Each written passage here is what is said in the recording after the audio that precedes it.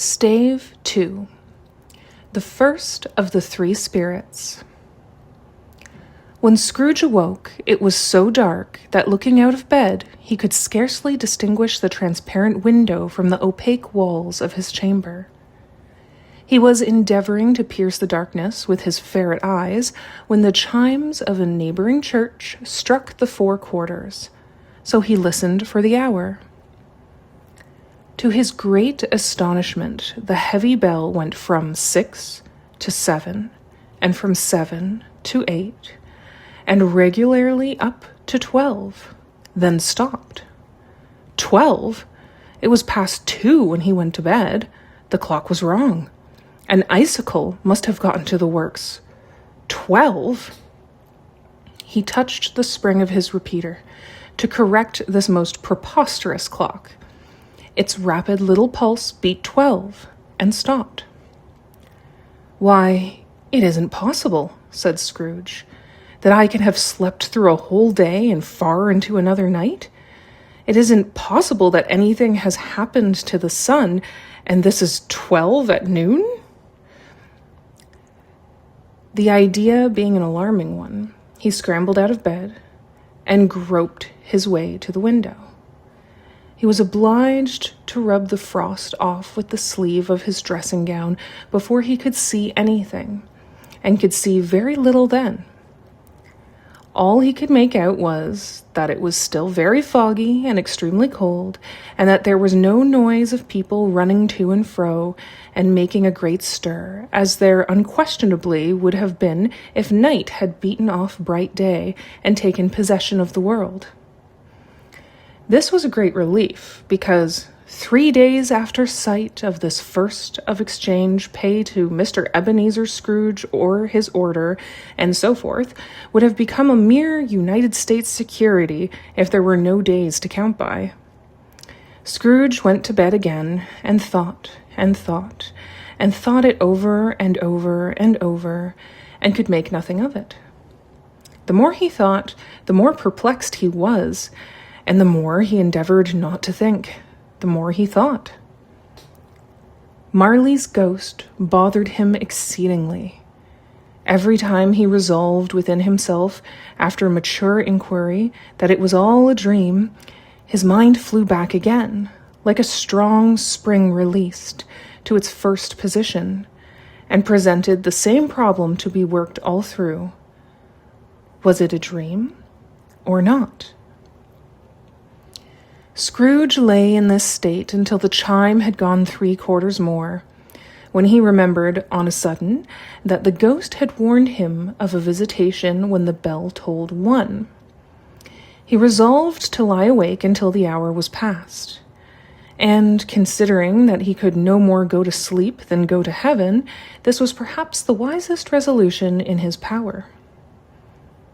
The quarter was so long that he was more than once convinced he must have sunk into a doze unconsciously and missed the clock. At length it broke upon his listening ear. "Ding dong." "A quarter past," said Scrooge, counting. "Ding dong." "Half past," said Scrooge. "Ding dong." "A quarter to it," said Scrooge. "Ding dong." "The hour itself," said Scrooge, triumphantly, "and nothing else." He spoke before the hour bell sounded, which it now did with a deep, dull, hollow, melancholy 1. Light flashed up in the room upon the instant, and the curtains of his bed were drawn.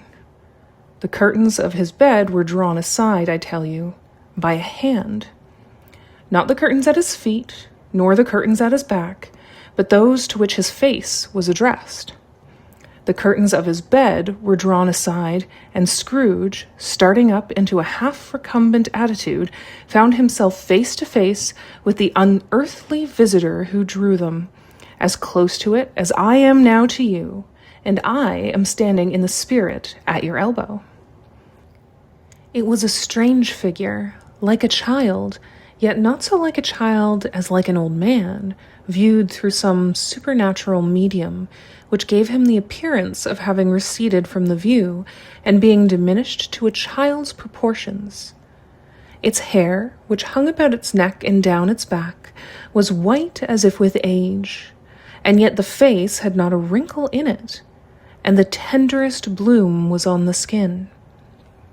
The arms were very long and muscular, the hands the same, as if its hold were of uncommon strength. Its legs and feet, most delicately formed, were, like those upper members, bare. It wore a tunic of the purest white, and round its waist was bound a lustrous belt, the sheen of which was beautiful. It held a branch of fresh green holly in its hand, and in singular contradiction of that wintry emblem had its dress trimmed with summer flowers.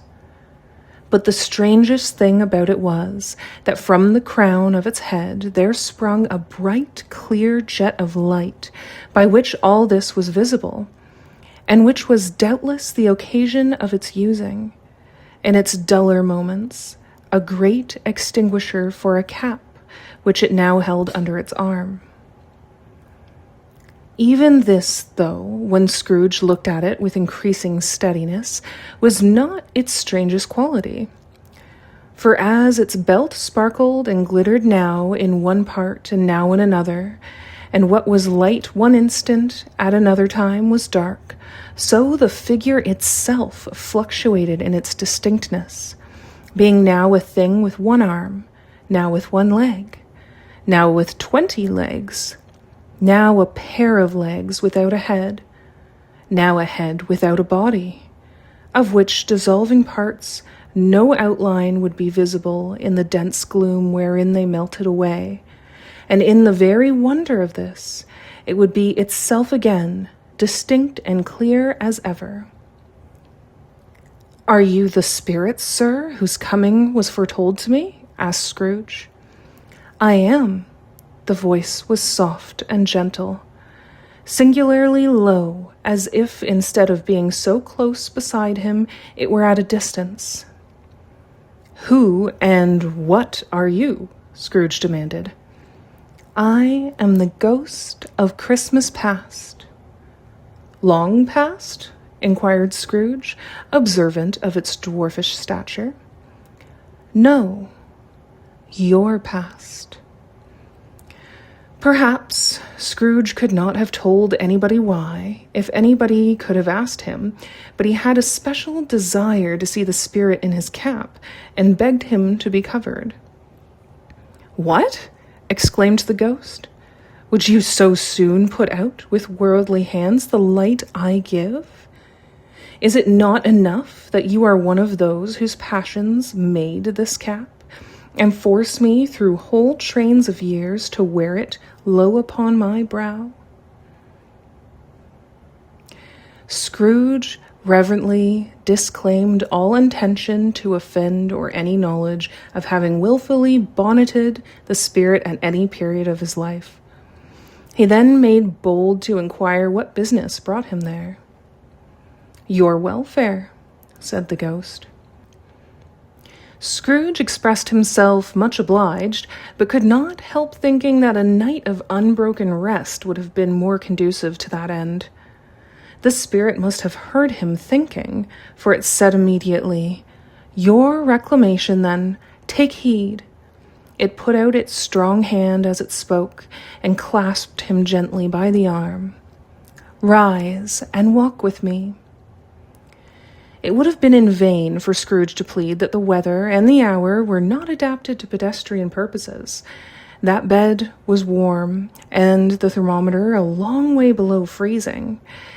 That he was clad but lightly in his slippers, dressing gown, and nightcap. And that he had a cold upon him at that time. The grasp, though gentle as a woman's hand, was not to be resisted.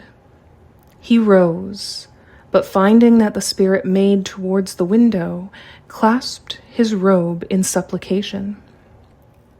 "I am a mortal," Scrooge remonstrated, "and liable to fall." "Bear but a touch of my hand there," said the spirit, laying it upon his heart, "and you shall be upheld in more than this." As the words were spoken, they passed through the wall and stood upon an open country road with fields on either hand. The city had entirely vanished. Not a vestige of it was to be seen.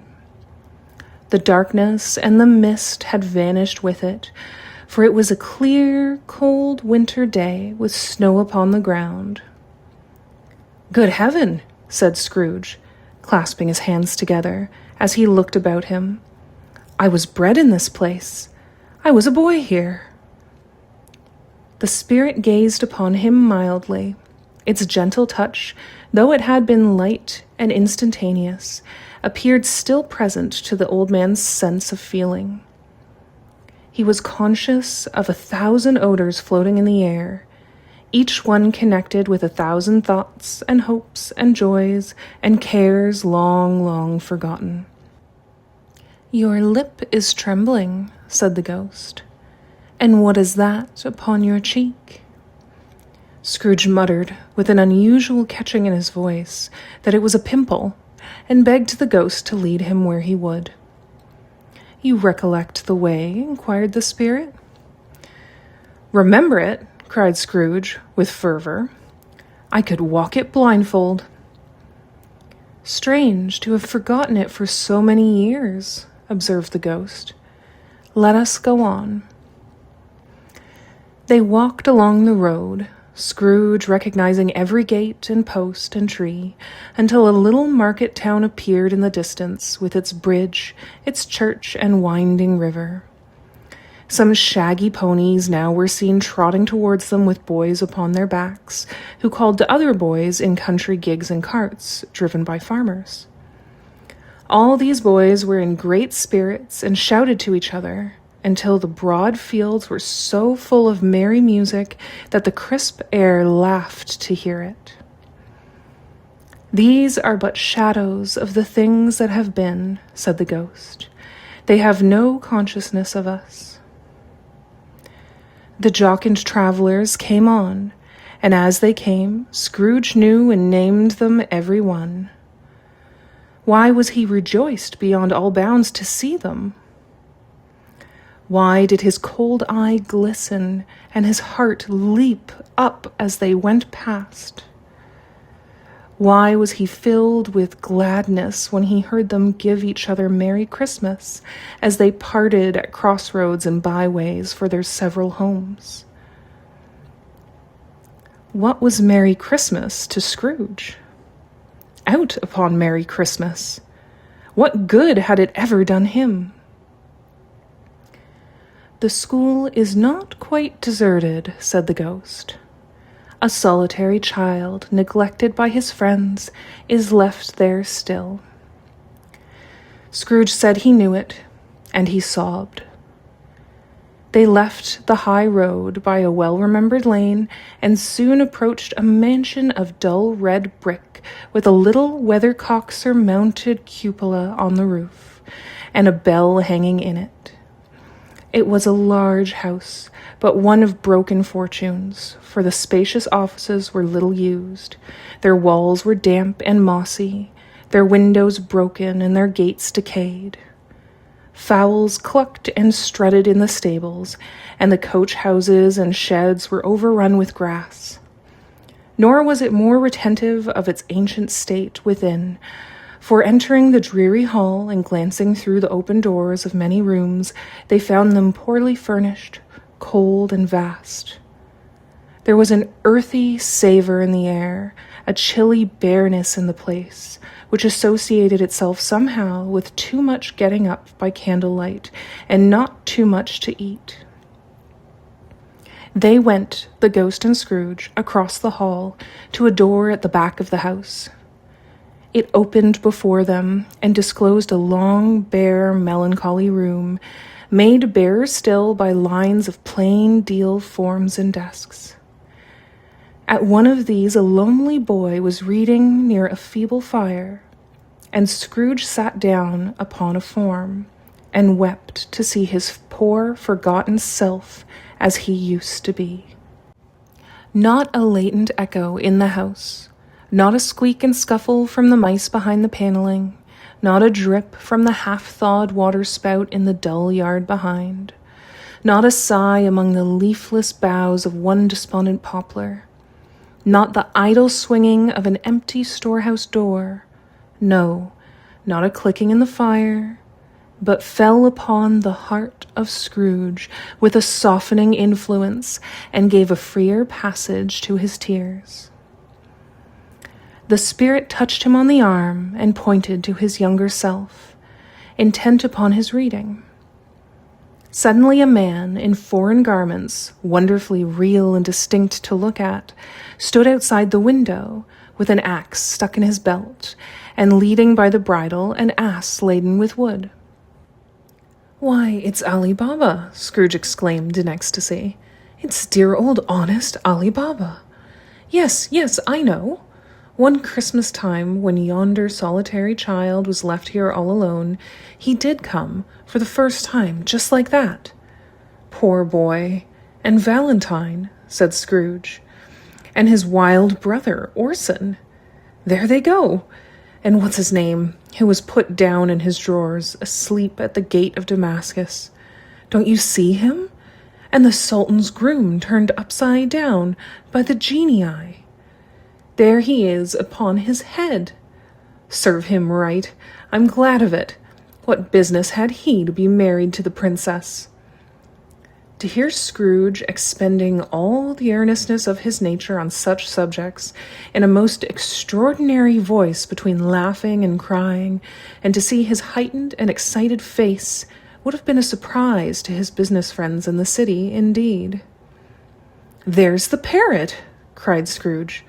"Green body and yellow tail, with a thing like a lettuce growing out of the top of his head. There he is! Poor Robin Crusoe, he called him, when he came home again after sailing round the island. Poor Robin Crusoe! Where have you been, Robin Crusoe?" The man thought he was dreaming, but he wasn't. It was the parrot, you know. "There goes Friday, running for his life to the little creek. Halloa, hoop, halloo!" Then, with a rapidity of transition very foreign to his usual character, he said, in pity for his former self, "Poor boy!" and cried again. "I wish," Scrooge muttered, putting his hand in his pocket and looking about him after drying his eyes with his cuff, "but it's too late now." "What is the matter?" asked the spirit. "Nothing," said Scrooge, "nothing. There was a boy singing a Christmas carol at my door last night. I should like to have given him something, that's all." The ghost smiled thoughtfully and waved its hand, saying as it did so, "Let us see another Christmas." Scrooge's former self grew larger at the words, and the room became a little darker and more dirty. The panels shrunk, the windows cracked, fragments of plaster fell out of the ceiling, and the naked laths were shown instead. But how all this was brought about, Scrooge knew no more than you do. He only knew that it was quite correct, that everything had happened so, that there he was, alone again, when all the other boys had gone home for the jolly holidays. He was not reading now, but walking up and down despairingly. Scrooge looked at the ghost, and with a mournful shaking of his head, glanced anxiously towards the door. It opened, and a little girl, much younger than the boy, came darting in, and putting her arms about his neck, and often kissing him, addressed him as her dear, dear brother. "I have come to bring you home, dear brother," said the child, clapping her tiny hands and bending down to laugh. "To bring you home, home, home." "Home, little Fan?" returned the boy. "Yes," said the child, brimful of glee, "home for good and all. Home for ever and ever. Father is so much kinder than he used to be, that home's like heaven.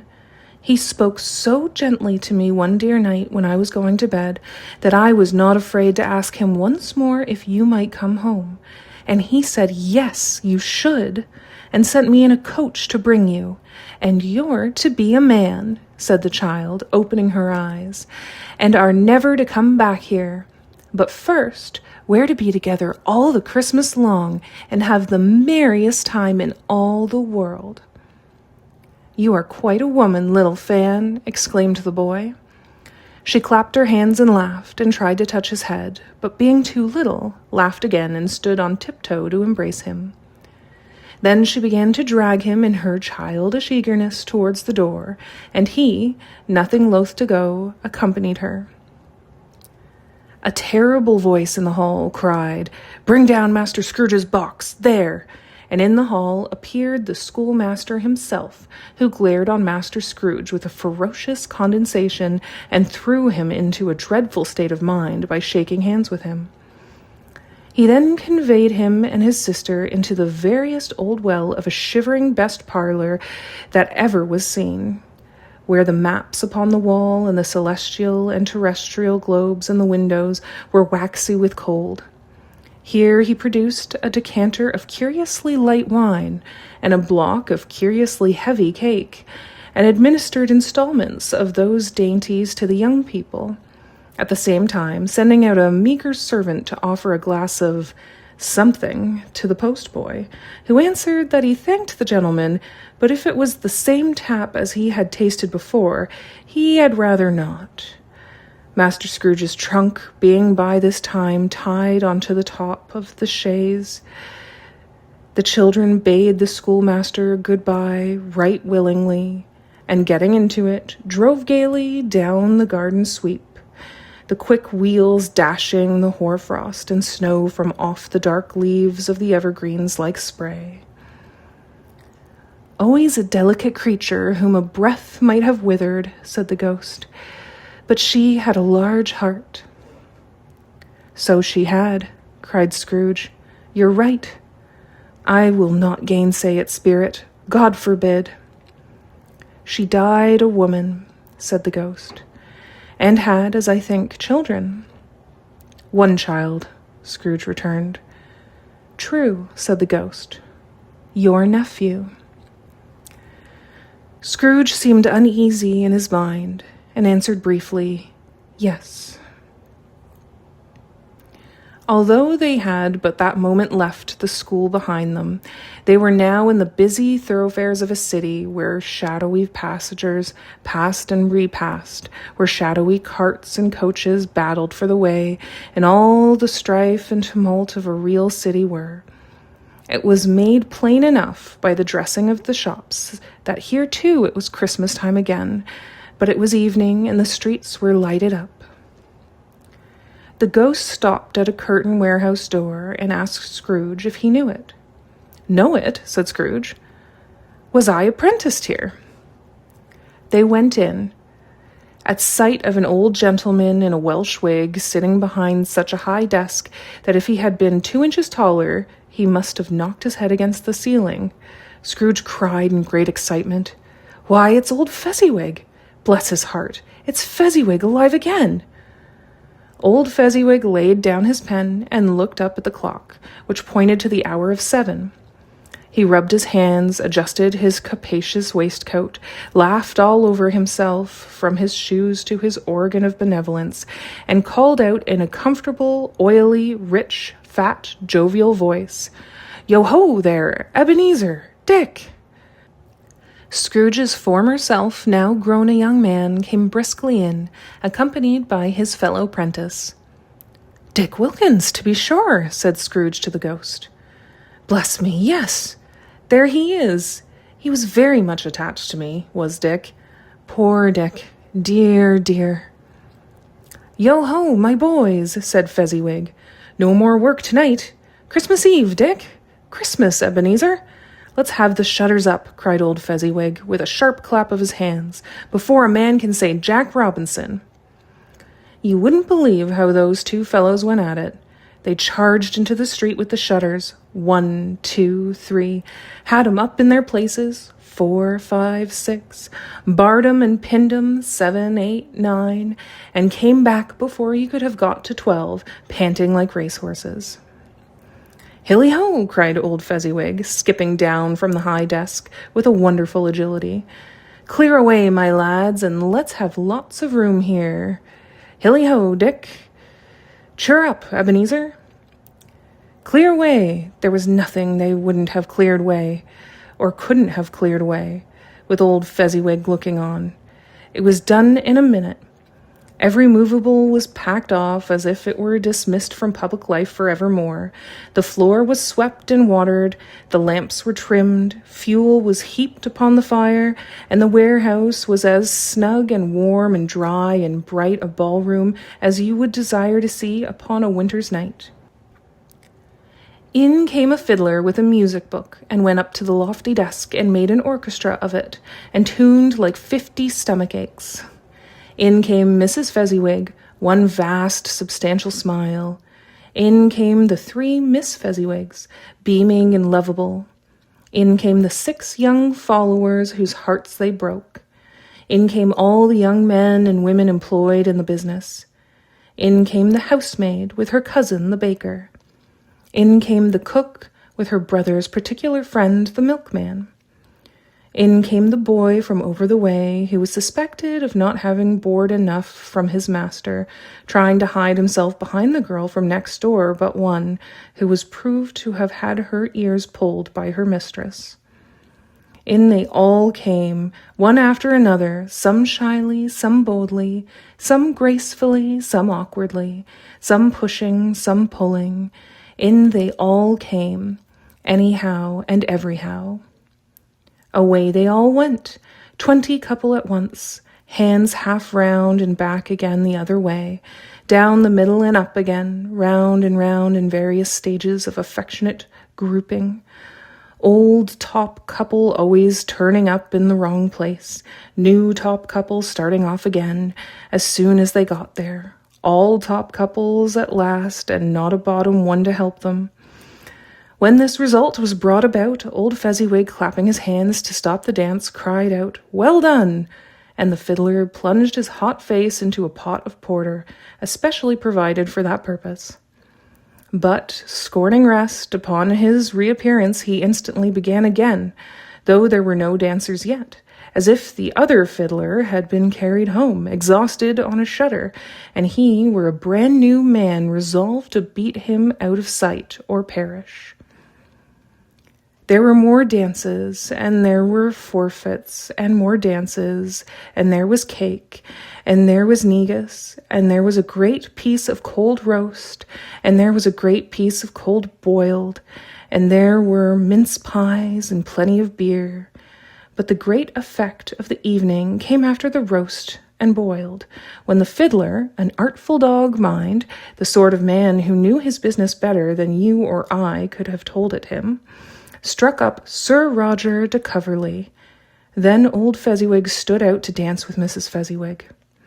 Top couple too, with a good stiff piece of work cut out for them. 3 or 4 and 20 pair of partners, people who were not to be trifled with, people who would dance and had no notion of walking. But if they had been twice as many, 4 times, old Fezziwig would have been a match for them, and so would Mrs. Fezziwig. As to her, she was worthy to be his partner in every sense of the term. If that's not high praise, tell me higher, and I'll use it. A positive light appeared to issue from Fezziwig's calves. They shone in every part of the dance like moons. You couldn't have predicted at any given time what would have become of them next. And when old Fezziwig and Mrs. Fezziwig had gone all through the dance, advance and retire, both hands to your partner, bow and curtsy, corkscrew, thread the needle, and back again to your place, Fezziwig cut so deftly that he appeared to wink with his legs and came upon his feet again without a stagger. When the clock struck 11, this domestic ball broke up. Mr. and Mrs. Fezziwig took their stations, one on either side of the door, and shaking hands with every person individually as he or she went out, wished him or her a Merry Christmas. When everybody had retired but the 2 prentices, they did the same to them, And thus the cheerful voices died away, and the lads were left to their beds, which were under a counter in the back shop. During the whole of this time, Scrooge had acted like a man out of his wits. His heart and soul were in the scene, and with his former self, he corroborated everything, remembered everything, enjoyed everything, and underwent the strangest agitation. It was not until now, when the bright faces of his former self and Dick were turned from them, that he remembered the ghost, and became conscious that it was looking full upon him, while the light upon its head burnt very clear. "A small matter," said the ghost, "to make these silly folks so full of gratitude." "Small," echoed Scrooge. The spirit signed to him to listen to the two prentices, who were pouring out their hearts in praise of Fezziwig, and when he had done so, said, "Why, is it not? He has spent but a few pounds of your mortal money. 3 or 4, perhaps. Is that so much that he deserves this praise?" "It isn't that," said Scrooge, heated by the remark, and speaking unconsciously like his former, not his latter, self. "It isn't that," said Scrooge, heated by the remark, and speaking unconsciously like his former, not his latter, self. "It isn't that, spirit. He has the power to render us happy or unhappy, to make our service light or burdensome, a pleasure or a toil. Say that his power lies in words and looks, and things so slight and insignificant that it is impossible to add and count 'em up. What then? The happiness he gives is quite as great as if it cost a fortune." He felt the spirit's glance and stopped. "What is the matter?" asked the ghost. "Nothing particular," said Scrooge. "Something, I think," the ghost insisted. "No," said Scrooge. "No, I should like to be able to say a word or two to my clerk just now, that's all." His former self turned down the lamps as he gave utterance to the wish, and Scrooge and the ghost again stood side by side in the open air. "My time grows short," observed the spirit. "Quick!" This was not addressed to Scrooge, or to any one whom he could see, but it produced an immediate effect, for again Scrooge saw himself. He was older now, a man in the prime of life. His face had not the harsh and rigid lines of later years, but it had begun to wear the signs of care and avarice. There was an eager, greedy, restless motion in the eye, which showed the passion that had taken root, and where the shadow of the growing tree would fall. He was not alone, but sat by the side of a fair young girl in a mourning dress, in whose eyes there were tears, which sparkled in the light that shone out of the ghost of Christmas past. "It matters little," she said softly. "To you, very little. Another idol has displaced me, and if it can cheer and comfort you in time to come, as I would have tried to do, I have no just cause to grieve." "What idol has displaced you?" he rejoined. "A golden one." "This is the even-handed dealing of the world," he said. "There is nothing on which it is so hard as poverty, and there is nothing it professes to condemn with such severity as the pursuit of wealth." "You fear the world too much," she answered gently. "All your other hopes have merged into the hope of being beyond the chance of its sordid reproach. I have seen your nobler aspirations fall off one by one until the master passion, gain, engrosses you. Have I not?" "What then?" he retorted. "Even if I have grown so much wiser, what then? I am not changed towards you." She shook her head. "Am I?" "Our contract is an old one. It was made when we were both poor and content to be so, until, in good season, we could improve our worldly fortune by our patient industry. You are changed. When it was made, you were another man." "I was a boy," he said impatiently. "Your own feeling tells you that you were not what you are," she returned. "I am. That which promised happiness when we were one in heart is fraught with misery now that we are two. How often and how keenly I have thought of this, I will not say. It is enough that I have thought of it and can release you. Have I ever sought release? In words? No, never. In what then? In a changed nature, in an altered spirit, in another atmosphere of life, another hope as its great end, in everything that made my love of any worth or value in your sight. If this had never been between us," said the girl, looking mildly but with steadiness upon him, "tell me, would you seek me out and try to win me now? Ah, no." He seemed to yield to the justice of this supposition in spite of himself, but he said with a struggle, "You think not." "I would gladly think otherwise if I could," she answered. "Heaven knows, when I have learned a truth like this, I know how strong and irresistible it must be. But if you were free today, tomorrow, yesterday, can even I believe that you would choose a dowerless girl? You who, in your very confidence with her, weigh everything by gain? Or choosing her, if for a moment you were false enough to your one guiding principle to do so, do I not know that your repentance and regret would surely follow? I do, and I release you with a full heart for the love of him you once were." He was about to speak, but with her head turned from him, she resumed, "You may, the memory of what is past half makes me hope you will, have pain in this. A very, very brief time, and you will dismiss the recollection of it gladly as an unprofitable dream from which it happened well that you awoke. May you be happy in the life you have chosen." She left him, and they parted.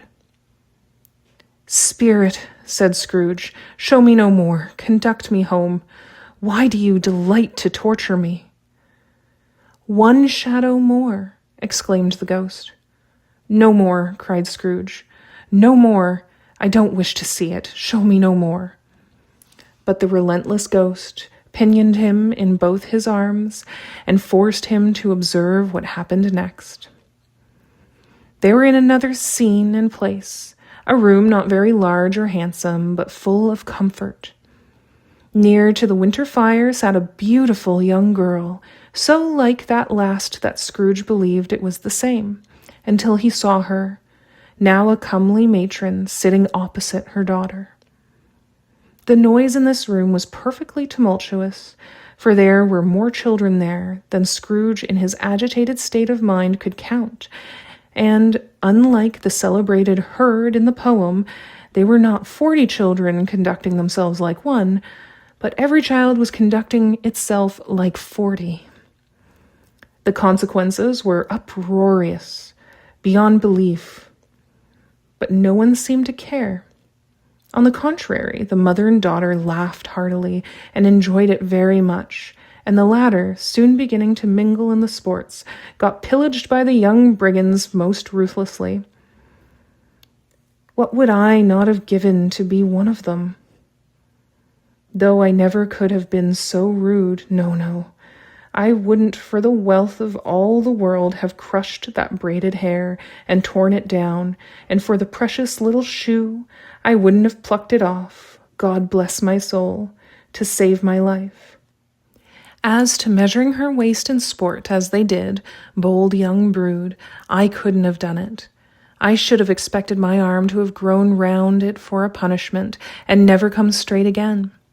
And yet I should have dearly liked, I own, to have touched her lips, to have questioned her, that she might have opened them, to have looked upon the lashes of her downcast eyes, and never raised a blush, to have let loose waves of hair, an inch of which would be a keepsake beyond price.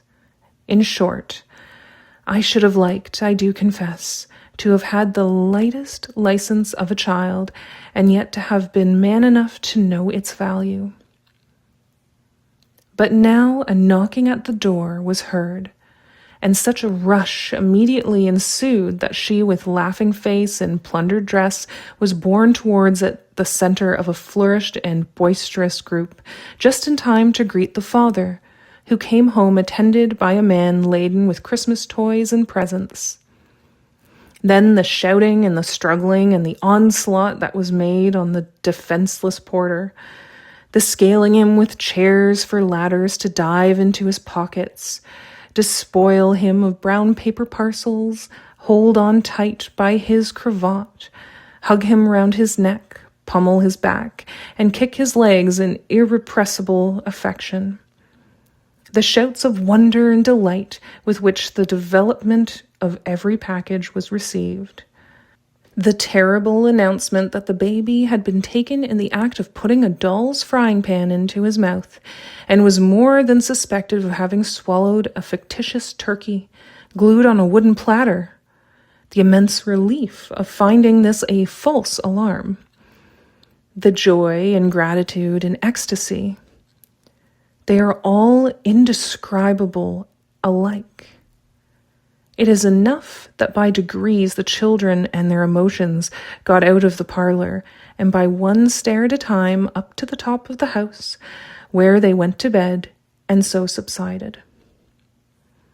And now Scrooge looked on more attentively than ever, when the master of the house, having his daughter leaning fondly on him, sat down with her and her mother at his own fireside, and when he thought that such another creature, quite as graceful and as full of promise, might have called him father, and been a springtime in the haggard winter of his life, his sight grew very dim indeed. "Belle," said the husband, turning to his wife with a smile, "I saw an old friend of yours this afternoon." "Who was it?" "Guess." "How can I? Tut, don't I know?" she added in the same breath, laughing as he laughed. "Mr. Scrooge." Mr. Scrooge it was. I passed his office window, and as it was not shut up and he had a candle inside, I could scarcely help seeing him. His partner lies upon the point of death, I hear, and there he sat alone, quite alone in the world, I do believe. "Spirit," said Scrooge in a broken voice, "remove me from this place." "I told you these were shadows of the things that have been," said the ghost. "That they are what they are. Do not blame me." "Remove me!" Scrooge exclaimed. "I cannot bear it." He turned upon the ghost, and seeing that it looked upon him with a face in which in some strange way there were fragments of all the faces it had shown him, wrestled with it. "Leave me! Take me back! Haunt me no longer!" In the struggle, if that can be called a struggle in which the ghost, with no visible resistance on its own part, was undisturbed by any effort of its adversary, Scrooge observed that its light was burning high and bright, and dimly connecting that with its influence over him, he seized the extinguisher cap, and by a sudden action pressed it down upon its head. The spirit dropped beneath it, so that the extinguisher covered its whole form. But though Scrooge pressed it down with all his force, he could not hide the light, which streamed from under it in an unbroken flood upon the ground. He was conscious of being exhausted and overcome by an irresistible drowsiness, and, further, of being in his own bedroom. He gave the cap a parting squeeze, in which his hand relaxed, next, and had barely time to reel to bed before he sank into a heavy sleep.